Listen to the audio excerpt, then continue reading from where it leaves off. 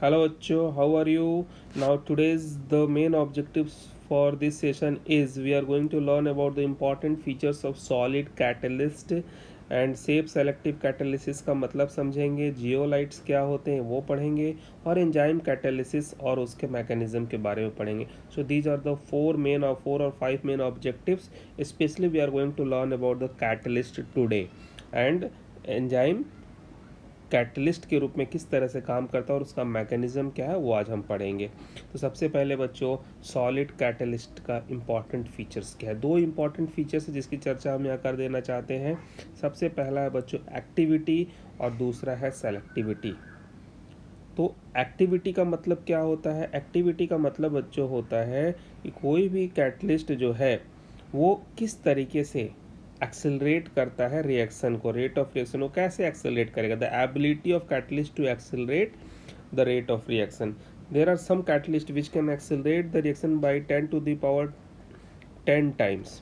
For example यहाँ देख लो, हाइड्रोजन और ऑक्सीजन के कॉम्बिनेशन से अगर आप वाटर का फॉर्मेशन करते हो इन प्रेजेंस ऑफ प्लैटिनम तो रिएक्शन एक्सप्लोसिव हो सकता है, वायलेंट हो सकता है. तो इसका मतलब है कहीं ना कहीं कैटलिस्ट की अपनी एक एक्टिविटी होती है, सॉलिड कैटलिस्ट की स्पेशली, जो रेट ऑफ रिएक्शन को एक्सेलरेट करता है. दूसरा हमारा है selectivity. The selectivity of a catalyst is its ability to direct a reaction to yield a particular product. अब आप देखो यहाँ पर एक एग्जांपल के थ्रू, these are the three reactions. ध्यान से देखना, तीनों में रिएक्टेंट सेम है but there are different catalyst used. पहले वाले में निकल का यूज हुआ है, प्रोडक्ट क्या बनता है? मीथेन और वाटर. दूसरे में कॉपर जिंक ऑक्साइड का यूज़ हुआ है क्रोमियम ऑक्साइड के प्रेजेंट में, तो आपका बनता है मिथेनॉल. और थर्ड वाले में कॉपर का यूज़ किया है, formaldehyde. So as per the catalyst the direction of reaction is changed, different products are form. तो ये है सेलेक्टिविटी. अब जिस तरह का कैटलिस्ट सेलेक्ट करोगे रिएक्शन के अकॉर्ड उस पर्टिकुलर रिएक्शन में सेम रिएक्टेंट से डिफरेंट प्रोडक्ट्स मिलेंगे. तो these are the two important features. सबको क्लियर हो गया? इसमें कोई दिक्कत तो नहीं है? Okay. Now there is the another term that is zeolite. Zeolite से पहले हम पढ़ते हैं बच्चों सेप सेलेक्टिव कैटलिस्ट क्या होता है, कैटालिसिस का मतलब क्या है. देखो सेप selective catalysis, catalysis means the reaction where catalyst are use to accelerate the reaction. अब वहाँ पे कैटलिस्ट जो होगा वो सेप सेलेक्टिव होगा. मतलब the catalytic reaction that depends upon the pore structure of catalyst and the size of reactant and the product molecule. अब सोचो बच्चों एक कैटलिस्ट लिया, अब उसके कैटलिस्ट के सरफेस पर किस तरह का पोर स्ट्रक्चर है, तभी तो उसके अकॉर्डिंग ही तो रिएक्टेंट के मॉलिक्यूल्स वहाँ आएंगे और प्रोडक्ट का फॉर्मेशन करेंगे.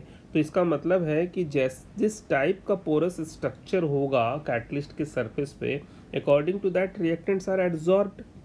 This is called shape selective catalysis कि where the pore structure of the catalyst and the size of the reactant and the product molecules decide the catalytic reactions. That is called self selective catalysis. और इसका एक बहुत अच्छा example है आपको zeolites.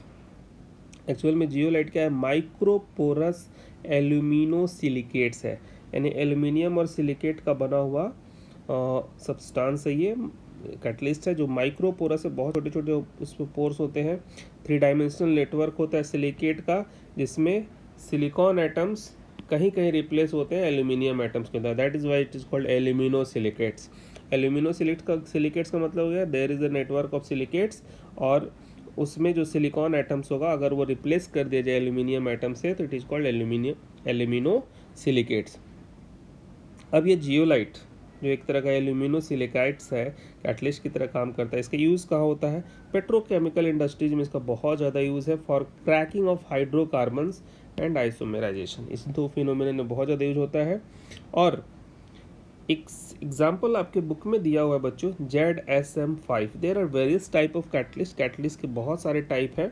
जैसे अगर आपको मैं यहाँ पर लिस्ट दिखाऊँ you can see here zeolite type, you can see these are the various type of zeolites. इतना आपके सिलेबस में नहीं है, उसमें से ZSM5 ये नेम आपके बुक में दिया हुआ है. बाकी आप देख लो ZSM12 है, MCM22 है, ZSM22 है. सो आइसोमेरिज्म में होता है, एरोमेटिक एल्काइलेशन में यूज होता है. So these are the various type of zeolite. But as per your syllabus zeolite क्या है आपको इतना समझना है। तो जियोलाइट एक माइक्रोपोरस एल्यूमिनो सिलिकेट्स है, जो सिलिकेट्स का 3 डायमेंशनल नेटवर्क होता है। उसमें silicon atoms are replaced by aluminium atoms, ये 3 डायमेंशनल स्ट्रक्चर होता है। और आप कह सकते हो ये एक तरह का सेप सेलेक्टिव कैटलिस्ट है। क्यों? क्योंकि इसमें जो होता है हनी कम लाइक स्ट्रक्चर होता है। It is Honey come like structure होने से ये अपने अकॉर्डिंग जिस तरह का इसका स्ट्रक्चर होगा उसके अकॉर्डिंग वो रिएक्टेंट को एब्जॉर्ब करेगा और प्रोसीड करेगा। तो आपके बुक में जो ZSM5 की चर्चा की गई है बच्चों, वो एक जियोलाइट है और it converts alcohol directly into gasoline, petrol.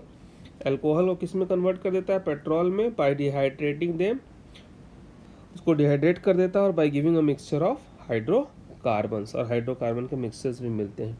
सो यहाँ तक आपने क्या समझा बच्चों कि सॉलिड कैटलिस्ट के 2 इंपॉर्टेंट फीचर्स हैं। एक तो एक्टिविटी है जो रेट ऑफ रिएक्शन को एक्सेलरेट कर सकता है, और दूसरा है सेलेक्टिविटी। सेलेक्टिविटी मतलब जिस तरह का उसका पोरस स्ट्रक्चर होगा उसके अकॉर्डिंग वो रिएक्टेंट को एब्जॉर्ब करेगा, और सेलेक्शन करके ही हम किसी भी रिएक्शन के प्रोडक्ट को हम डिसाइड कर सकते हैं। जैसे आपने देखा था कार्बन मोनोऑक्साइड और हाइड्रोजन का रिएक्शन होना और different products as per the different catalyst, वो सेलेक्टिविटी कहलाती है। और फिर आपने देखा कि जियोलाइट्स क्या है, तो यहाँ तक आपको समझ में आ गया। अब हम आगे बढ़ते हैं, ये आपने पहले देख लिया था। अब है एंजाइम कैटालिसिस। अब एंजाइम क्या है? एक तरह से वो कैटलिस्ट की तरह काम करता है। आपने पढ़ा है कि एंजाइम्स जो होते हैं actually it is the biochemical catalyst.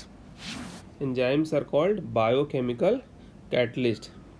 और जो फिनोमिनन होती है जो इनके द्वारा कैटलिटिक रिएक्शन होता है बॉडी के अंदर, that is called biochemical catalysis.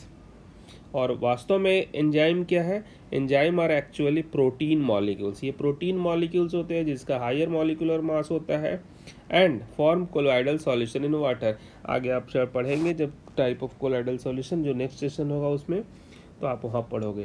तो इसका मतलब क्या हुआ बच्चों कि enzyme is a protein molecule which acts as a catalyst, जो एक कैटलिस्ट की तरह काम करता है, हैविंग हायर मॉलिक्यूलर मास, और जो वाटर में कोलाइडल सॉल्यूशन की तरह कोलाइड की तरह काम करेगा, कोलाइड पार्टिकल का रूप ले लेता है।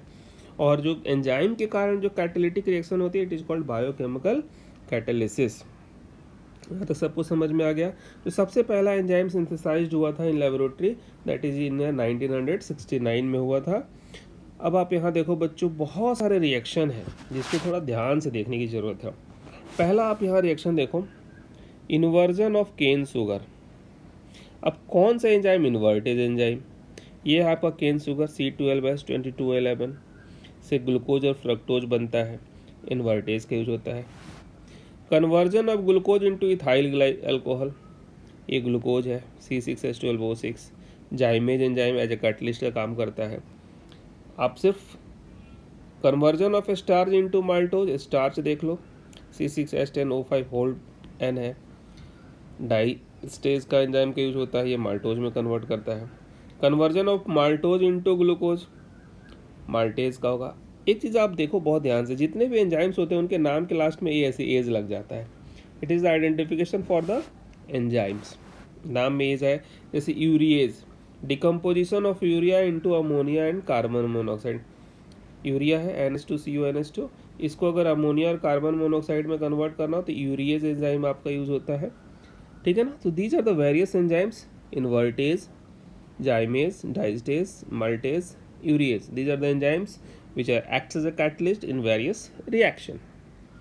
आपके as per NCERT book we have just I have shown here what are the name of enzymes and the what are the sources for those enzymes. For example invertage जो अभी नाम आपका आया था वो ईस्ट से बनता है, जिसका काम क्या है, एंजाइमेटिक रिएक्शन क्या होता है, सुक्रोज को ग्लूकोज एंड फ्रक्टोज में कन्वर्ट करता है, जो हमने पिछले स्लाइड में यहाँ पर आपको जो पहला रिएक्शन था ये दिखाया था।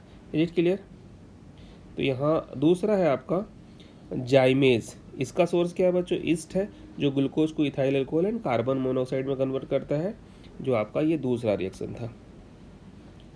आगे बात समझ में। डाइस्टेज माल्ट से मिलता है स्टार्च को माल्टोज में। तो ये आप थोड़ा रिमेंबर कर लेंगे कि which enzyme is use for which enzymatic reaction. आपको बहुत हद तक तो इसके नाम से ही क्लियर। जैसे यूरिएज, सोयाबीन इसका सोर्स है, यूरिया को अमोनिया एंड कार्बन डाइऑक्साइड में कन्वर्ट करता है। पेप्सिन जो आपके स्टमक पर रिलीज होता है प्रोटीन को एमिनो एसिड उसके मोनोमर यूनिट फॉर्म में कन्वर्ट करता है। यहाँ तक सबको समझ में आ रहा है, क्लियर है? आपको ये समझ में आ गया कि एंजाइम क्या है? मैं एक बार फिर से दोहरा देता हूँ बच्चों। एंजाइम एक प्रोटीन मॉलिक्यूल है जो acts as a catalyst and the biochemical reactions where enzymes are used as a catalyst are called biochemical catalysis. There are various enzymes: invertase, zymase, diastase, maltase, urease, having various function. They have various enzymatic reactions. Clear? अब बच्चों आगे बढ़ते हैं और अब हम समझने की कोशिश करते हैं कि एंजाइम जो एक कैटालिसिस रिएक्शन शो करता है उसका मैकेनिज्म क्या है। ये बहुत इंपॉर्टेंट है समझना। तो एंजाइम का जो कैटालिसिस रिएक्शन है बच्चों, इसको समझने के लिए आप पहले तो एक एंजाइम के स्ट्रक्चर को समझो। पहली बात जो सबसे important, number of cavities present on the surface of colloidal particles of enzymes. Now first important point, enzyme जो है कोलाइडल पार्टिकल्स की तरह काम करता है। अब कोलाइडल पार्टिकल्स क्या है? जस्ट हमारा जो अगला सेशन होगा that is the related to the colloidal solution और कोलाइड्स। आपको पहले याद होगा, you have studied about it in the class 9th, true solution, suspension and colloidal solution. Colloidal solution में क्या होता है? पार्टिकल सेटल्ड नहीं होते, ठीक है ना, सस्पेंडेड होते हैं इन मीडियम। तो माय डियर स्टूडेंट्स, पहली बात कि जो भी एंजाइम्स होते हैं उसके सरफेस पर कैविटीज़ होती हैं, ठीक है ना। अब जो कैविटीज़ होती हैं उसका एक अपना कैरेक्टरिस्टिक शेप है और उस कैरेक्टरिस्टिक शेप होने के साथ उसके पास क्या होता है? एक्टिव ग्रुप्स होते हैं, जैसे NH2 होगा, एसिडिक ग्रुप होगा, SH होगा, OH होगा, OH एल्कोहल है, थायोल है। तो ये एक्टिव ग्रुप्स कहाँ पर होंगे? This groups are present at the cavities और कैविटीज़ की अपनी कैरेक्टरिस्टिक शेप होगी। तो एक एंजाइम एज अ कैटलिस्ट काम क्यों करता है? उसका कारण यह है कि उसके पास कैविटीज़ है उसके सरफेस के ऊपर and cavities have characteristic shape and poses active groups. Is it clear? अब देखो जरा इस चीज़ को ध्यान से समझने की कोशिश करो। की लॉक सिस्टम कैसे काम करता है? जब आप ताले को खोलने के लिए चाबी से जाते हो तो उस समय आपने देखा होगा, क्या देखा होगा? चाबी को जब लगाते हो अगर कुछ दूसरी चाबी लेके जाओ तो क्या वो ताला खुलेगा? नहीं खुलेगा। उसी तरीके से बच्चों देखो ये एंजाइम है, एंजाइम का ये अपना एक पर्टिकुलर शेप आप देख रहे हो ना। तो इस पर्टिकुलर शेप में जो सबस्ट्रेट है, जो रिएक्टेंट है, उसका भी अपना एक पर्टिकुलर शेप है यहाँ पर। क्लियर? तो ये जो पर्टिकुलर शेप एंजाइम का है, यहाँ पर एक्टिव साइट है और इस एक्टिव साइट पर जो एंजाइम का एक्टिव साइट है और ये सबस्ट्रेट का एक्टिव साइट हो गया।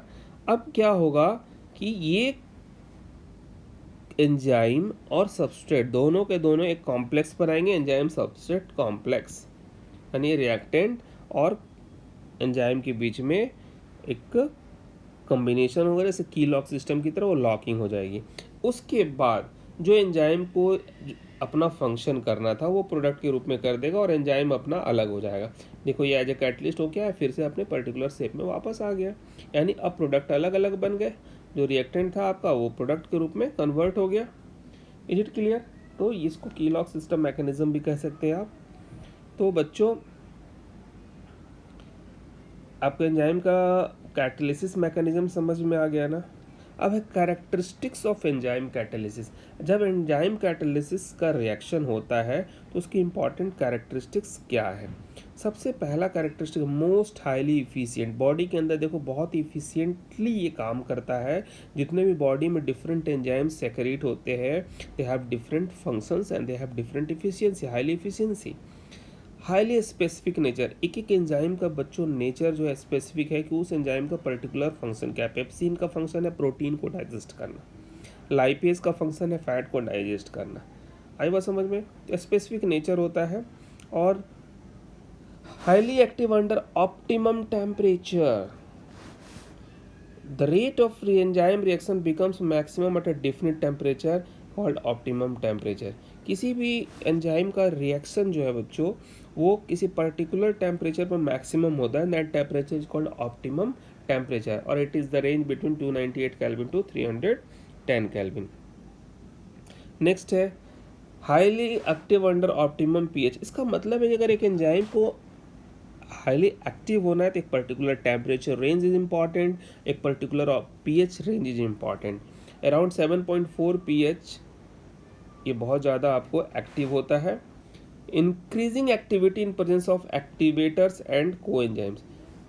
अब किसी एंजाइम की बच्चों एक्टिविटी को इंक्रीज करना है, उसके एक्शन को इंक्रीज करना है, तो आपको एक्टिवेटर्स चाहिए और साथ में क्या चाहिए, कोएंजाइम्स चाहिए जो उसको उसकी एक्टिविटी को इंक्रीज करेंगे। अब एक्टिवेटर्स कौन हो सकते हैं, जनरली मेटल आयंस होते हैं, जैसे सोडियम, मैग्नीशियम। आपने सुना ना कि बॉडी के अंदर किसी आयंस की कमी हो जाए तो आपके बॉडी के एंजाइम थोड़ा इम्प्रॉपर वे में फंक्शन करते हैं, स्लो रेट से फंक्शन करते हैं।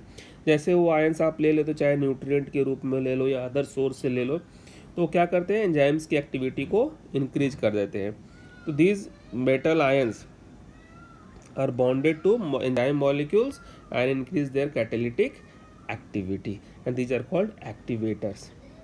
अब बच्चों यहाँ देख लो, कुछ प्रोसेस है और उस प्रोसेस में कौन से कैटलिस्ट का यूज होता है। जैसे हैबर प्रोसेस बहुत इंपॉर्टेंट है, इसमें क्या होता है याद रखो, अमोनिया का फॉर्मेशन होता है।